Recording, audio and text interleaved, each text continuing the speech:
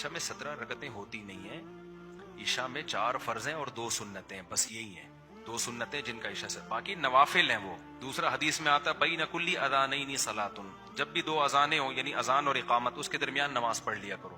تو علماء نے کہا اس حدیث کی روح سے ہمیں عشاء کی اذان اور اقامت کے درمیان نماز پڑھ لینی چاہیے. اس حدیث کی روح سے نفل ہے, پڑھ لینی چاہیے, اچھی بات ہے. اب کتنی پڑھنی چاہیے تو حدیث میں کوئی تذکرہ نہیں ہے کہ کتنی پڑھنی چاہیے. علماء نے کہا قیاس کیا ہے کہ دیکھو فجر سے کی 2 رکعتیں ہوتی ہیں تو اس سے پہلے بھی کتنی ہیں, 2 ہیں. ظہر کی 4 رکعتیں ہوتی ہیں, اس سے پہلے بھی کتنی ہیں, 4 ہیں. عصر سے پہلے بھی حدیث سے ثابت ہے 4 رکعتیں. تو اس سے پتہ چلتا ہے عشاء کی 4 ہیں تو احتیاطاً کتنی پڑھ لو, 4 پڑھ لو. لیکن یہ کوئی یہ سنت موقدہ نہیں ہے, نہیں بھی پڑھے تو بھی ٹھیک ہے.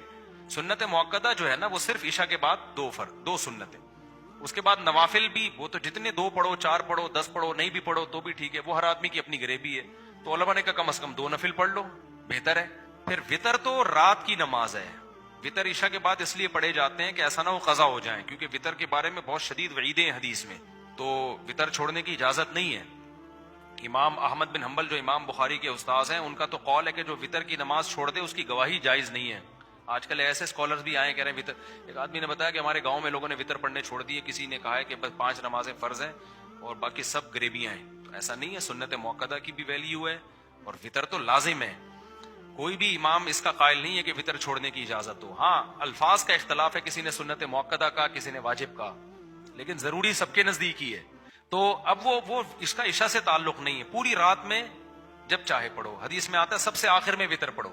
لیکن ہم لوگوں کو مشورہ اس لیے دیتے ہیں جلدی پڑھنے کا کہ تہجد میں پتہ نہیں آنکھ کھلے نہ کھلے, تہجد کی ہمت ہو نہ ہو تو قضا نہ ہو جائیں. اور یہ بھی حدیث سے ثابت ہے, حضرت ابو ہریرہ چونکہ دیر سے سوتے تھے, طالب علم تھے, تو فرماتے ہیں مجھے نبی نے وصیت کی تھی میں ہمیشہ وطر پڑھ کے سویا کروں میں, تاکہ وطر قضا نہ ہو. تو جس کو قضا ہونے کا ڈر ہو تو وہ پڑھ لے, پھر رات کو تہجد میں آنکھ کھلے تو اس کے بعد بھی پڑھ لے.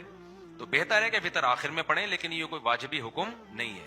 اگر پہلے پڑھ لیا تو اس کے بعد بھی ہو سکتا ہے. تو 17 رکعتیں اس طرح سے بنائی ہیں, 4 پہلے, پھر 4 فرض, 8 9 10 11 12 13 14 15, ہاں پھر وطر کے بعد بھی 2 17. تو اس طرح سے تو یہ لازمی نہیں ہے.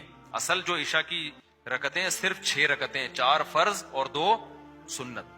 تو ہلکی ہو گئی نا نماز بہت. اب بچوں کو جب 17 بتاتے ہو تو بے ہوش ہو جاتے ہیں.